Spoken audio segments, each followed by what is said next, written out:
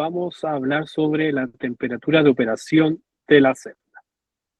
Por lo tanto, existen distintas tensiones en un circuito fuente fotovoltaico. Estas tensiones principalmente estarán determinadas por el voltaje VMP o el voltaje en el punto de máxima potencia y el voltaje de circuito abierto.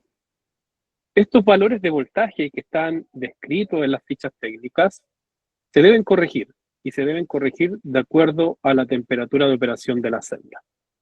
Es un término distinto a la temperatura ambiente. La temperatura ambiente es la que sucede y podemos nosotros identificar en el pronóstico, en bases de datos, pero la celda fotovoltaica siempre va a estar a una temperatura distinta, o casi siempre estará a una temperatura distinta cuando haya luz solar sobre la celda fotovoltaica.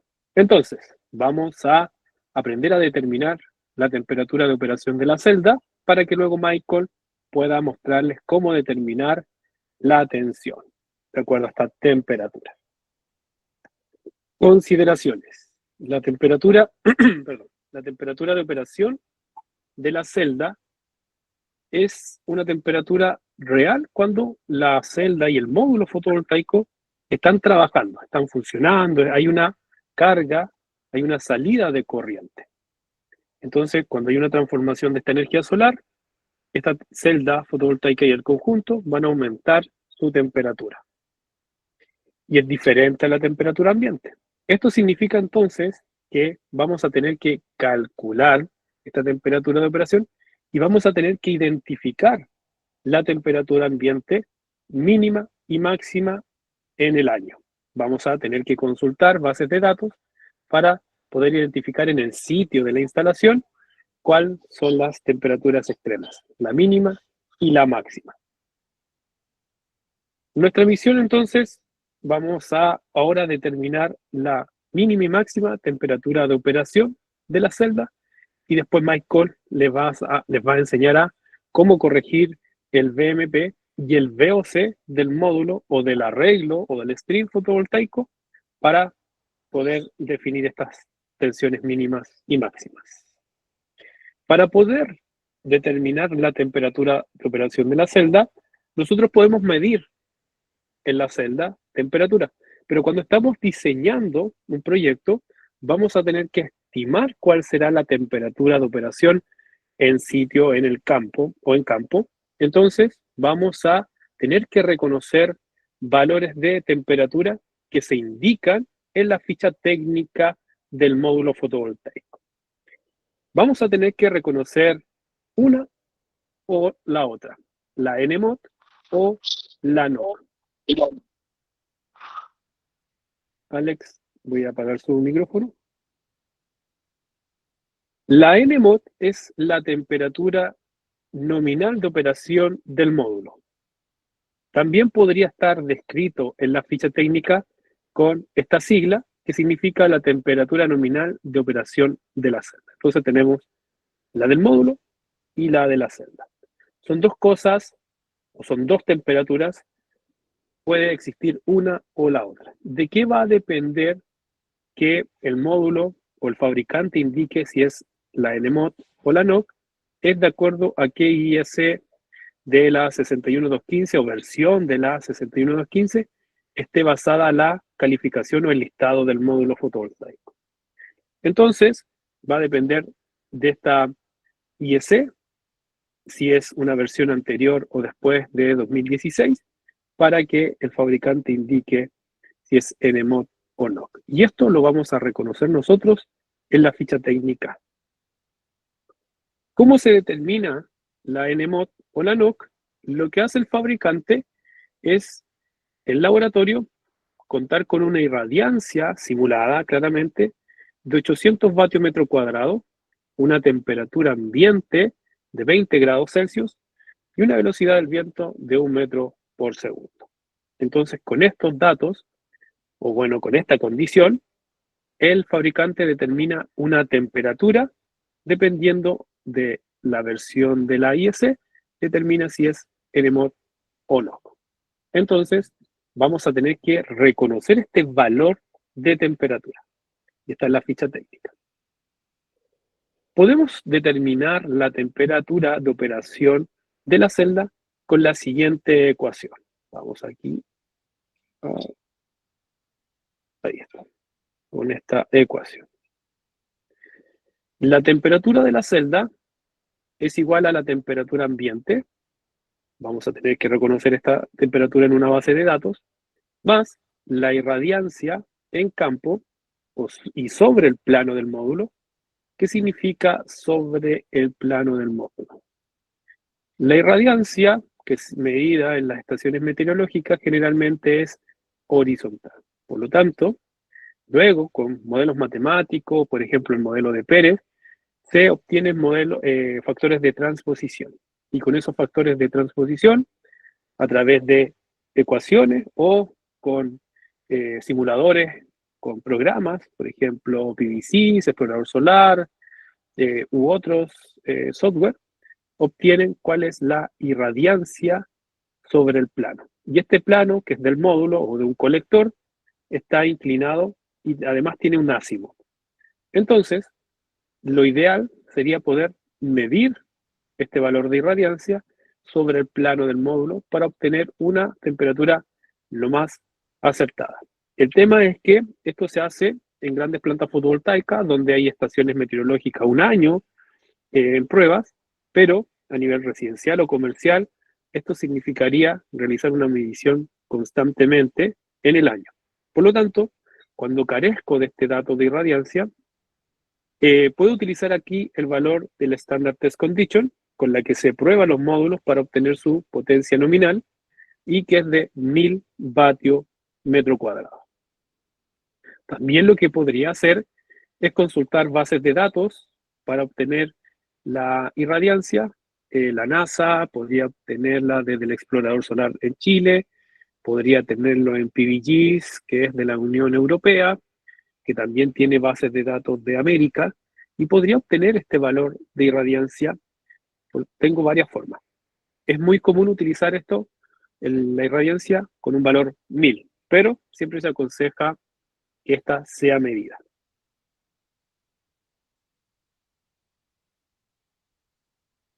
¿Cómo se obtiene la mínima temperatura de operación de la celda? Voy a borrar primero.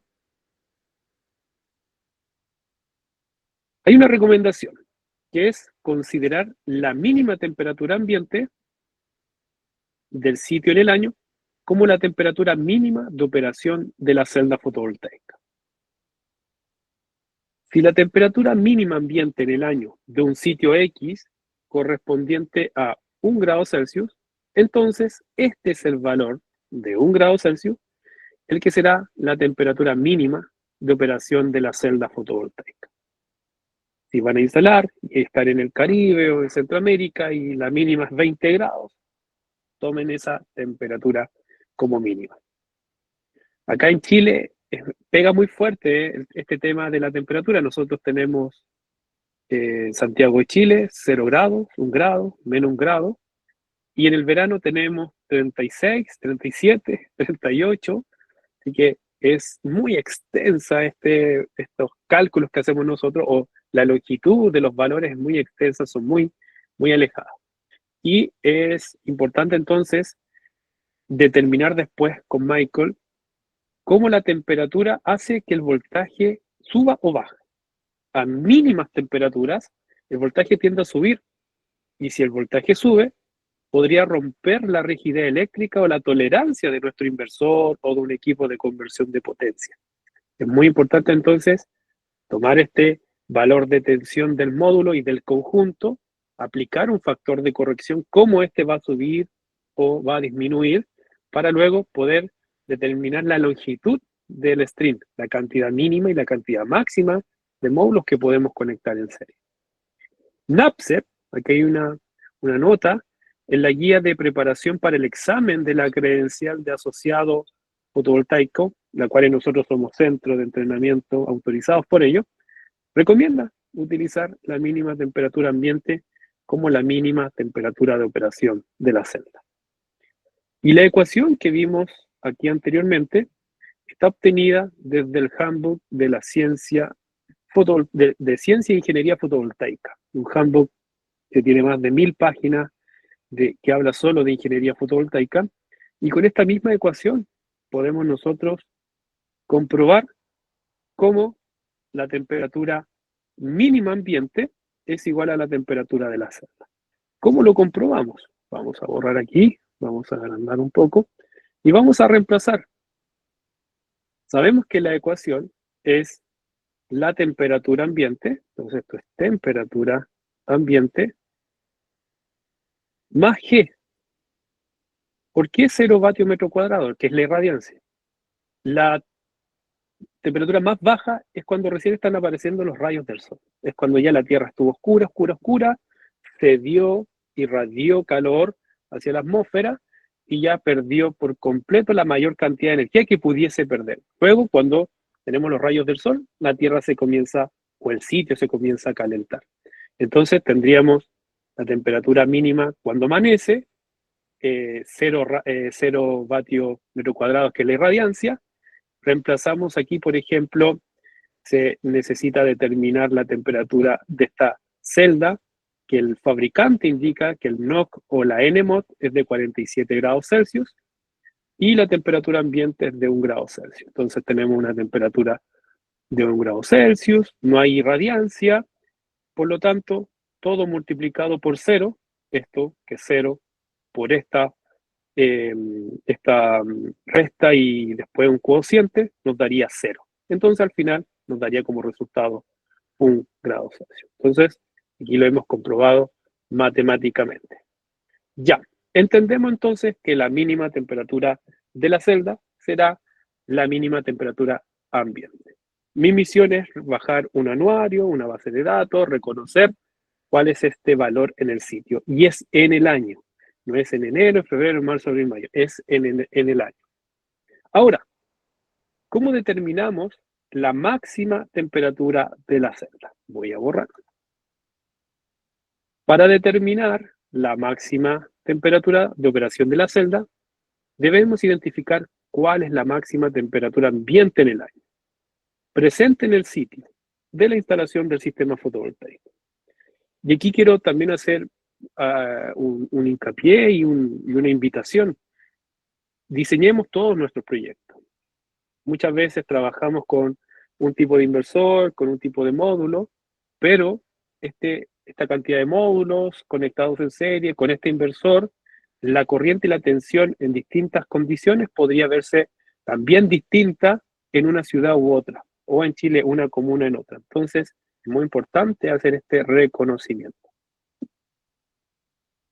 Ejemplo, determinar la temperatura de operación de la celda con un NOC o NMOT de 47 grados Celsius a una temperatura ambiente de 38 grados Celsius y una irradiancia en campo de 1000 vatios metro cuadrado. Con este ejemplo, estamos utilizando la Standard Test Condition, el valor de irradiancia con que se probó el módulo en laboratorio. Resolvemos la ecuación y tenemos que, vamos a borrar,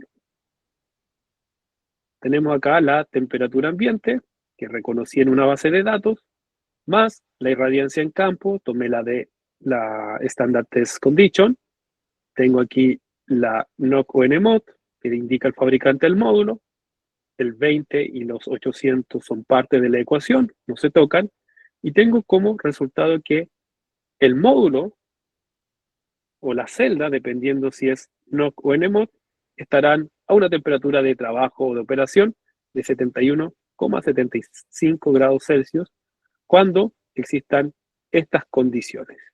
Con esto yo ya puedo después corregir la tensión, incluso la corriente, para poder determinar o diseñar correctamente mi sistema. Acá hemos visto que hemos utilizado la irradiancia del Standard Test Condition, pero también podemos hacerlo con una medición. Acá tenemos un solarímetro que nos muestra una lectura. Esto es Cochabamba, Bolivia, 1272 vatios metro cuadrado. Y ejemplo, calcular la temperatura de operación de la celda fotovoltaica a la siguiente condición. Tenemos la temperatura ambiente, Aquí yo estoy exagerando, no era la temperatura ambiente, eran unos 20 y tantos grados, 28 grados. La irradiancia, y tenemos el NOC, que nos entrega en la ficha técnica al fabricante. Es muy común que nosotros veamos una temperatura, así mismo, NOC 43 más menos 2 grados Celsius, que significa que el fabricante hizo muchas muestras, muchas mediciones, y determinó que había módulos con 43 menos 2, es decir, con 41 grados Celsius, cuando estaban en la situación de 800 vatios metro cuadrado, 20 grados de temperatura ambiente y 1 metro por segundo del viento. Entonces había módulos 41, 42, 43 y 43 más 2 hasta 45. Entonces hay una desviación aquí de esta temperatura en este caso como es C de la celda, pero ustedes pudieran utilizar 41, 42, 43. Yo en lo personal utilizo la más alta, 43 más 2, nos daría 45. Esa sería mi temperatura de la NOC.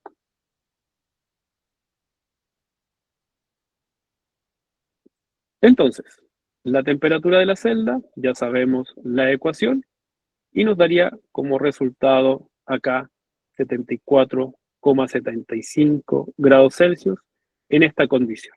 Temperatura ambiente y una irradiancia. Juan.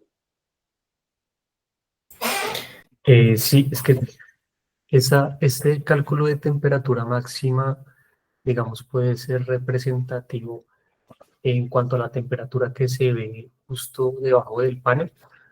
O sea, lo pregunto porque entiendo que hay casos, digamos, cuando se usan trackers seguidores, que los cables van, digamos, los que recogen los strings, van debajo del panel.